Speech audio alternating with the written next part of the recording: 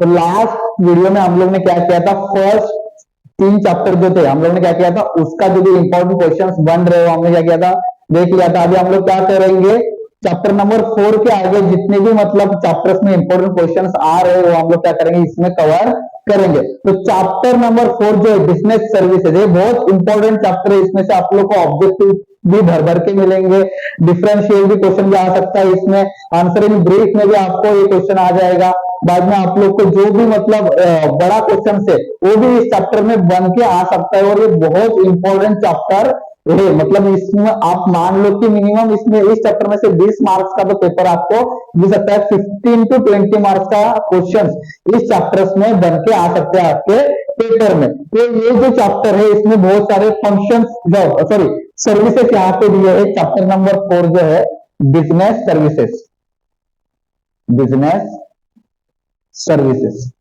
तो आपका जो पहला सर्विस है वो क्या है, बैंकिंग, बरोबर है। बैंकिंग, बैंकिंग में क्या आएगा, बैंकिंग में देखो क्वेश्चंस कौन से बनेंगे।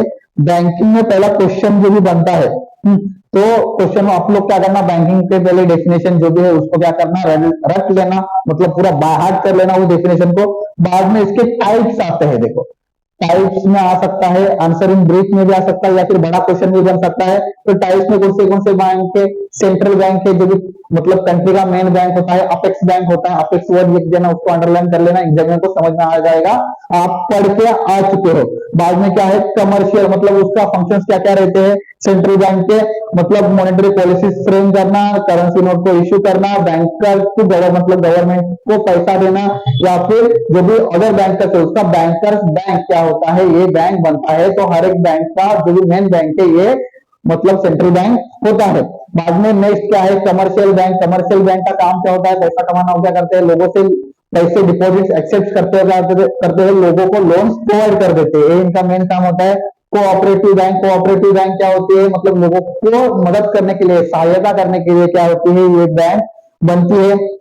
उसके टाइप्स दिए है 2-3, primary, credit, district and state. Primary मतलब जो भी ग्राउंड लेवल पे कोऑपरेटिव सोसाइटी रहती है, मतलब गांव पे या फिर गांव गांव लेवल पे, तो उसको हम लोग लिखेंगे यहाँ पे प्राइमरी क्रेडिट सोसाइटी। उसके बाद डिस्ट्रिक्ट, थाना, टीजेएस भी हमारे यहाँ पे, थाना जनता सहकारी बैंक, वो आ जाएगी यहाँ पे।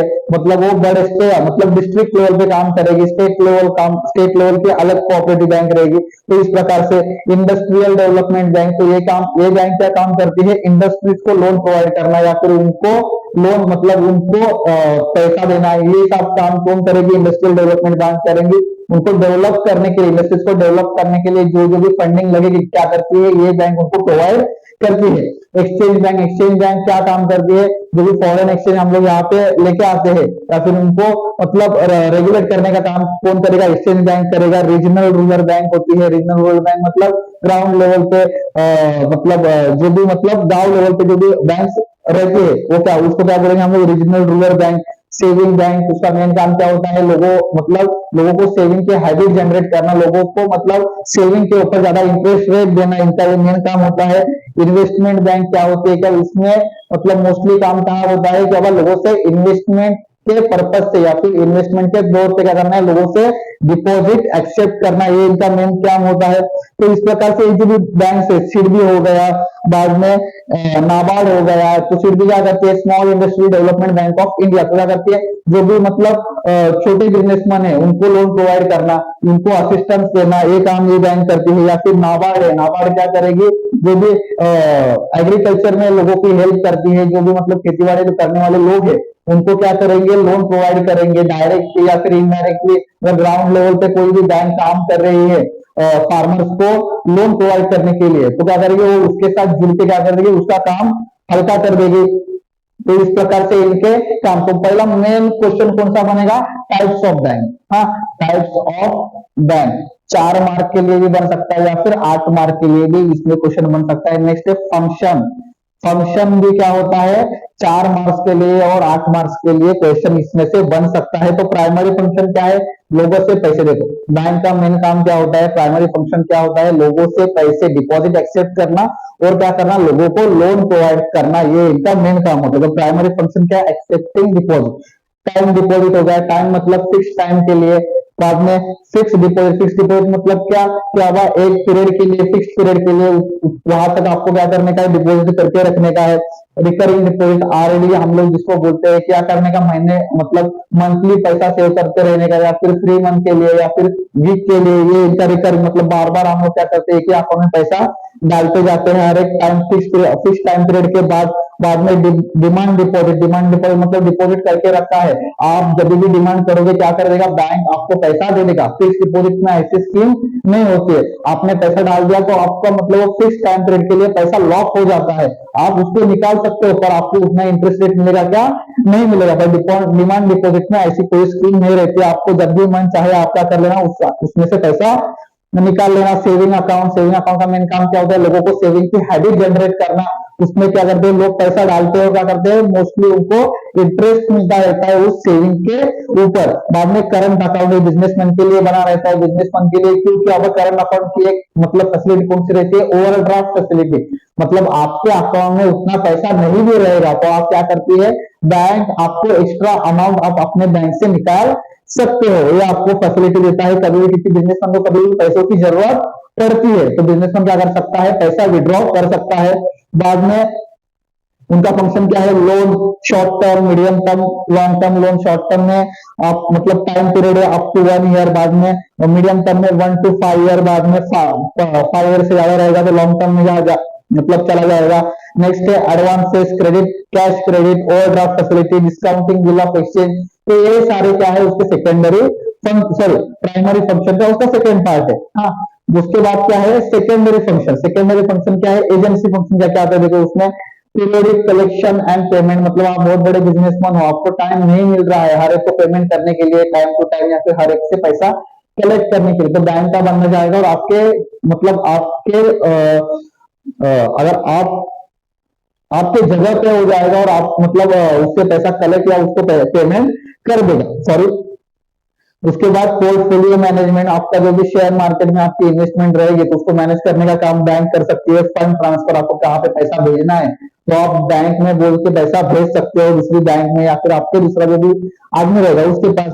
डिमेटेरियलाइजेशन मतलब क्या करना कि जो भी आपने सिक्योरिटीज होल्ड करके रखी है, मतलब आपने अगर शेयर्स में इन्वेस्ट करके रखा है तो आपके पास पुराना जो भी चलता था आपके पास उसका शेयर सर्टिफिकेट है, आपको उसको ऑनलाइन रजिस्टर करना है, या फिर आपको उसको डिमेटेरियलाइज बोलते हैं कि आपके पास अगर फिजिकल में शेयर है तो उसको क्या करने का, क्या हुआ ऑनलाइन लेके जाने का। तो आप क्या कर सकते हो, वो काम भी बैंक आपके हिसाब से कर देगा। उसके बाद फॉरेक्स ट्रांजेक्शन रहेगा, फॉरेन एक्सचेंज ट्रांजेक्शन, तो क्या कर सकती है बैंक आपके बिहाफ पे वो फंक्शन कर सकती है।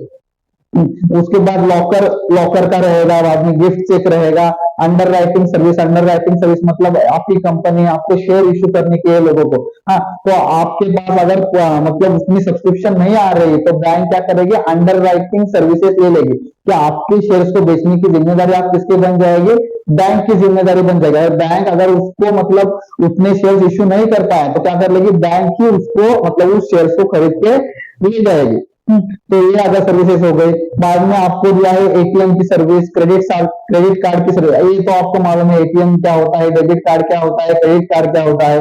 बाद में आरटीजीएस मतलब क्या, रियल टाइम ग्रॉस सेटलमेंट, मतलब करेक्ट टाइम पे क्या करना, आप मतलब आप यहाँ पर हो, आपको दूसरी जगह पे पैसा भेजने का है तो आप मतलब इसी टाइम पे मतलब तुरंत आप क्या कर सकते हो, उसके अकाउंट में पैसा डाल सकते हो। NEFT, net electronic fund transfer, मतलब आप लोग इंटरनेट के माध्यम से फंड को ट्रांसफर कर सकते हो। नेट बैंकिंग, मोबाइल बैंकिंग, आप मतलब देखते हो कि हर एक बैंक का ऐप आ रहा है अभी, हाँ, तो आप क्या कर सकते हो, जो भी आपके बैंकिंग के फंक्शन से आप क्या कर सकते हो, मोबाइल से ऑपरेट कर सकते हो। तो ये सारे क्या है बैंक के फंक्शन से। तो ये भी इंपॉर्टेंट क्वेश्चन है, ये 8 मार्क के लिए आपको आ सकता है। अगर 8 मार्क के लिए नहीं मतलब पूरा का पूरा बड़ा क्वेश्चन आ गया फंक्शन ऑफ बैंकिंग तो आपको पूरे के पूरे पॉइंट सुनने पड़ेंगे। अगर छोटा क्वेश्चन आ रहा है, अगर आंसर में ब्रीफ में आ गया क्वेश्चन तो आपको पूरा नहीं लिखना पड़ेगा, आपको सिर्फ क्वेश्चन में ही बोला रहेगा कि प्राइमरी फंक्शन को डिस्क्राइब करो, या फिर सेकेंडरी फंक्शन को डिस्क्राइब करो, या फिर इलेक्ट्रॉनिक बैंकिंग को डिस्क्राइब करो। तो ये 4-4 मार्क के लिए क्वेश्चन है, 3 सेपरेट क्वेश्चन यहाँ पे बन सकते हैं। नेक्स्ट जो है सर्विस वो भी बहुत इंपॉर्टेंट है, बहुत मतलब बहुत इंपॉर्टेंट है, इंश्योरेंस। इंश्योरेंस में पहला क्वेश्चन अगर बनेगा principle principle of insurance. Principle of insurance अगर क्वेश्चन आप लोग देखोगे तो प्रिंसिपल ऑफ इंश्योरेंस बहुत अच्छा क्वेश्चन है, बहुत इंपॉर्टेंट क्वेश्चन है और मतलब ये आने की चांसेस बहुत हाई लेवल की है।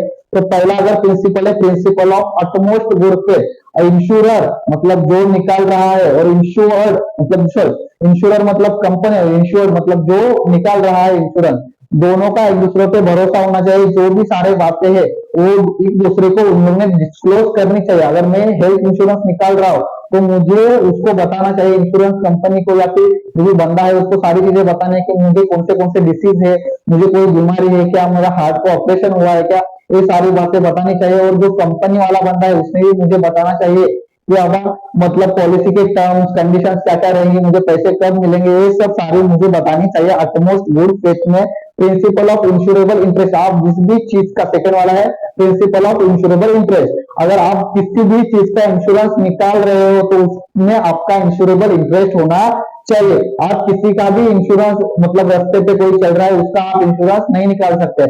आप अगर इंश्योरेंस निकालने का है आपने जिसका इंटरेस्ट है उसी का निकाल सकते हो। मतलब आपके माता पिता रहे, आपके बच्चे रह गए या फिर आपकी वाइफ रह गई तो आप उन्हीं का ही इंश्योरेंस निकाल, आपके भाई बहन रह गए उनका ही आप इंश्योरेंस निकाल सकते हो। अरे गरे का इंश्योरेंस निकाल नहीं सकते, या फिर आप अपने बिजनेस का इंश्योरेंस निकाल सकते हो या फिर अपने पार्टनर के बिजनेस का इंश्योरेंस निकाल सकते हो जिसमें आपका इंश्योरेबल इंटरेस्ट है। Principle of indemnity, principle of indemnity क्या बोलता है कि मतलब अगर लॉस हो गया, मतलब ये मेरा क्लासरूम है इसको आग लग गई तो क्या हो जाएगा कि इसको मतलब इसकी पहली वाली जैसी सिचुएशन थी उसी सिचुएशन में इंश्योरेंस कंपनी मुझे आके रख देगी। ऐसा नहीं कि मुझे कोई और मतलब एक्स्ट्रा बेनिफिट दे दिए कंपनी ने या फिर मुझे बहुत कम पैसे दे दिए इंश्योरेंस कंपनी ने, ऐसा नहीं होना चाहिए। जो कंडीशन में मैं पहले था लॉस होने के पहले उसी कंडीशन में इंश्योरेंस कंपनी ने मुझे लाके रखना चाहिए। नेक्स्ट है principle of indemnity, principle of indemnity में क्या है, मेरा जो भी अगर लॉस हुआ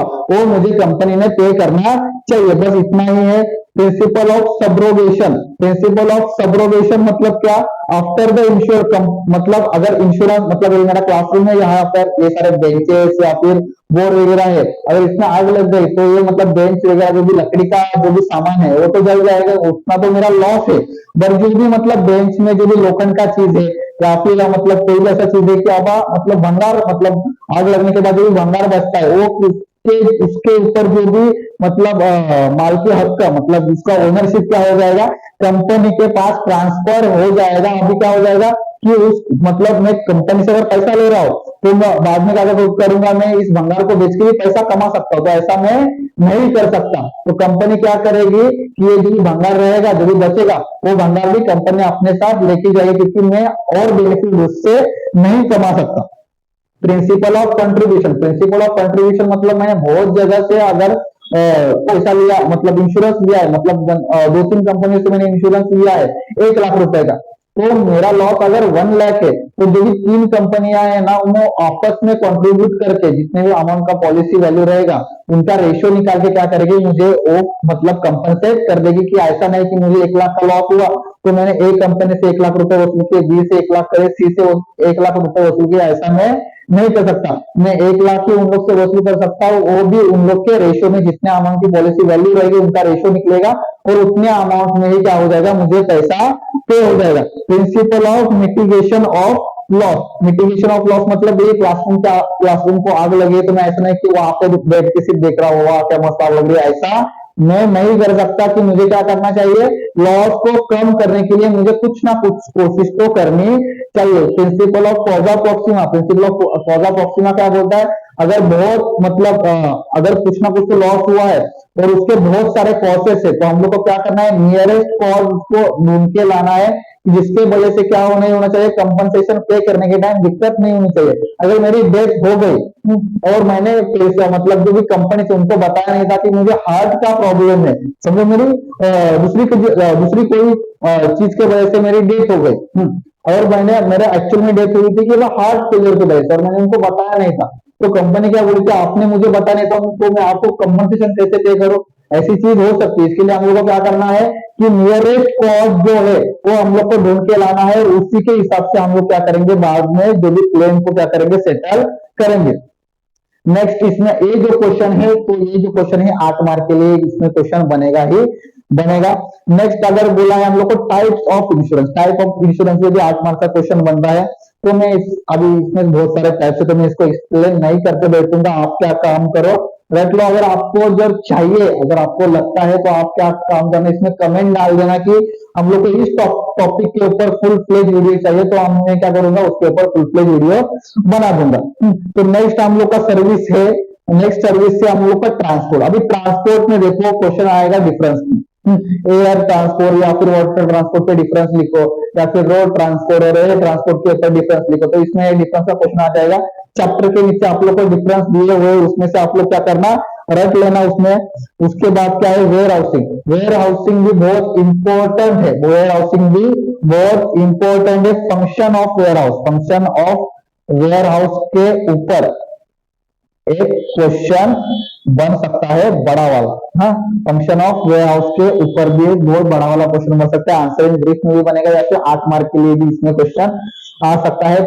हाँ, वेयर हाउसिंग मतलब क्या, हम लोग क्या कर सकते हैं, एक्स्ट्रा का सामान है वहां पे जाके रख देंगे। उसका फायदा क्या होगा, देखो फंक्शन देखो, प्राइस स्टोरेज, हम लोग को क्या मिलेगी, स्टोरेज मिलेगी, बराबर है। हम लोग को क्या करते हैं, वेयर हाउस का मेन यूज फंक्शन क्या होता है, मेन यूज क्या होता है, गुड्स को स्टोर करने के लिए। नेक्स्ट क्या है, प्राइस स्टेबलाइजेशन। अगर मेरे पास एक्स्ट्रा सामान है, मैंने वो मार्केट में बेच दिया, मतलब डाल दिया सब लोगों के ऊपर, तो क्या हो जाएगा, सप्लाई बढ़ जाएगा और प्राइस कम हो जाएगी। अगर मेरे पास वेयर हाउस नहीं है, रखने के लिए सामान नहीं है, तो मैं कितना सामान बना रहा हूँ कि जितना मार्केट में यूज है उतना ही सामान बना रहा हूँ। अगर किसी दिन अगर डिमांड बढ़ गई ज्यादा, मेरे पास सप्लाई नहीं है, तो क्या हो जाएगा, उसके कारण क्या हो जाएगा, प्राइस फिर से ऊपर जाएगी। तो वेयर हाउस क्या करता है, गुड्स को स्टोर करके रखता है, जब भी जरूरत है निकाल के लेके जाता है। उसके वजह से क्या होता है, प्राइस स्टेबल रहती है। रिस्क बियरिंग है, वेयर हाउस की वजह से क्या हो रहा है, अगर सामने वाले बंदे का वेयर हाउस है, मैंने क्या किया, वो वेयर हाउस का बिजनेस कर रहा है समझो, तो मैंने क्या किया, गुड्स लेके उसके पास रख दिए। अभी कभी भी उसमें आग लग गई, कुछ भी हो गई, तो क्या करूंगा मैं, उसके पास से जो भी वेयर हाउस की करदा, उसके पास से मैं क्या करूंगा, पैसा वसूल करूंगा। तो ये क्या हुआ, रिस्क बियरिंग, मतलब मेरे पास जो रिस्क थी गुड्स रखने की, तो मैंने क्या किया, उसको ट्रांसफर कर दी। फाइनेंसिंग, कभी कभी क्या होता है कि वेयर हाउस ओनर जो भी होते हैं, जितने अमाउंट्स को मैंने गुड्स स्टोर करके रखे हैं, उतने अमाउंट्स का मुझे लोन भी वो लोग प्रोवाइड करके देते हैं। अगर मैंने उनका लोन प्रोवाइड नहीं किया, तो उनके पास तो मेरी गुड्स की सिक्योरिटी है, तो वो क्या कर सकते हैं, गुड्स को बेच के उनका लोन चुका सकते हैं। Next grading and packaging, warehouse owner क्या करते हैं, ग्रेडिंग एंड पैकेजिंग का भी मतलब बिजनेस करते हैं। क्या करेंगे कि अब अगर मैंने फूड्स रखे, तो उसको क्या करना, ग्रेड करना, कितने कौन से अच्छे क्वालिटी के, उनका पैकेजिंग करना किलो के हिसाब से या फिर यूनिट्स के हिसाब से, या फिर गुड्स को प्रोसेस करना, ये सारी चीजें भी वेयर हाउसिंग में होती है। तो ये फंक्शन से 8 पॉइंट से इसमें तो आंसर इन ब्रीफ में भी बन सकता है 4-5 मार्क के लिए, या फिर बड़ा क्वेश्चन भी इसमें बन सकता है। टाइप्स एक्सप्लेन द टर्म्स में आ सकता है, हर एक सेपरेट आ सकता है, या फिर आंसर इन ब्रीफ में भी आ सकता है। Explain the types of warehouse, explain the types of warehouse, types of warehouse, ये भी क्वेश्चन यहाँ पे बन सकता है।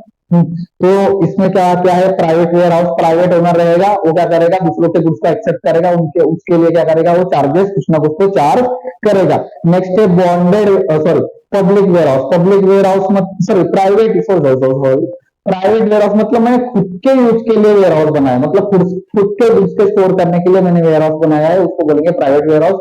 पब्लिक वेयर हाउस मतलब मैंने वेयर हाउस बनाया, उसमें लोगों के गुड्स को एक्सेप्ट कर रहा हूँ, उनके लिए चार्ज कर रहा हूं। नेक्स्ट है bonded warehouse, bonded warehouse मतलब क्या, हम लोग क्या करते हैं, गुड्स को बाहर मतलब इंपोर्ट करते हैं। तो इंपोर्ट करने के बाद क्या होता है, बहुत सारी प्रोसेस होती है, हम लोग को बहुत सारे डॉक्यूमेंटेशन करने पड़ते हैं।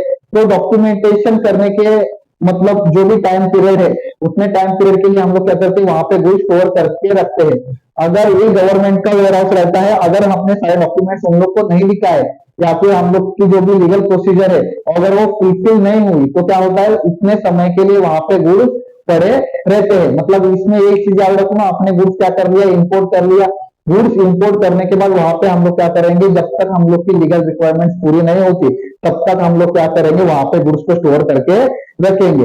नेक्स्ट है duty paid warehouse, duty paid warehouse मतलब इंपोर्ट करने के बाद मतलब जो भी लीगल रिक्वायरमेंट है उतने तक क्या, उतने तक टाइम पीरियड के लिए हम लोग क्या करेंगे, बॉन्डेड वेयर हाउस में गुड्स रखेंगे।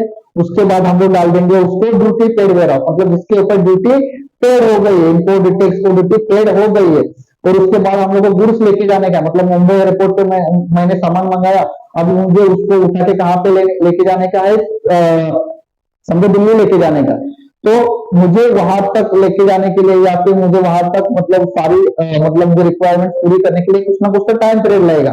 तो मैं क्या सकता हूँ, क्या करूंगा, बॉन्डेड वेयर हाउस से निकाल के ड्यूटी पेड वेयर हाउस में मेरे गुड्स को स्टोर करके रख सकता हूँ। गवर्नमेंट वेयर हाउस क्या है, गवर्नमेंट ने वेयर हाउस ओपन किए किसके लिए, लोगों के लिए, क्या वो उसके लिए नॉमिनल चार्जेस गवर्नमेंट क्या करेगी, पे करेगी। कोऑपरेटिव वेयर हाउस मतलब क्या, कोऑपरेटिव मतलब बहुत सारे लोग हैं, मतलब यहाँ पे मार्केट की लाइन है, वहां पे क्या किया लोगों ने, हर एक मतलब सब लोग एक मतलब एक साथ आ गए और उन्होंने क्या किया, खुद का एक वेयर हाउस बना लिया कि अब जो भी मार्केट में दुकानें हैं वो क्या करेगी, अपने मतलब अपने कन्वीनियंस के हिसाब से वहां पे गुड्स को स्टोर कर सकती है। लास्ट वाला कोल्ड स्टोरेज वेयर हाउस, तो हम लोग क्या करेंगे, कोल्ड स्टोरेज मतलब क्या, या मतलब फ्रूट्स रहेंगे या फिर डेयरी प्रोडक्ट्स रहेंगे, उन लोग के लिए क्या सकता है, टेम्परेचर कम लगता है स्टोर करने के लिए, तो हम लोग क्या कर सकते हैं, उस वेयर हाउस में हम लोग अपने गुड्स को स्टोर कर सकते हैं। तो इसी के हिसाब से मतलब मुझे लगता नहीं कि कम्युनिकेशन के ऊपर मतलब कम्युनिकेशन के ऊपर क्वेश्चन बनेगा बड़ा वाला, अगर बनेगा तो कौन सा क्वेश्चन बन सकता है कि छोटा वाला क्वेश्चन बनेगा, मतलब एक्सप्लेन द टर्म, या फिर अपना ऑब्जेक्टिव में क्वेश्चन यहाँ पे बन सकता है। तो ये जो भी मेन क्वेश्चन है, तो इस चैप्टर में इतने मेन क्वेश्चन आ सकते हैं। तो अभी आगे के जो चैप्टर से उसके लिए नया वीडियो बनाना पड़ेगा, क्योंकि हर एक मतलब बड़ा बड़ा वीडियो बनते जा रहा है। अगर आपके लिए बहुत बड़ा वीडियो बना दिया तो आप लोग देखोगे नहीं, तो आप लोग क्या करना, आपके कन्वीनियंस के हिसाब से आप हर एक चैप्टर का जो भी वीडियो में डालता जाऊंगा उसको देखते जाना। अगर आपको अच्छा लगा तो इस वीडियो को लाइक और कमेंट कर देना।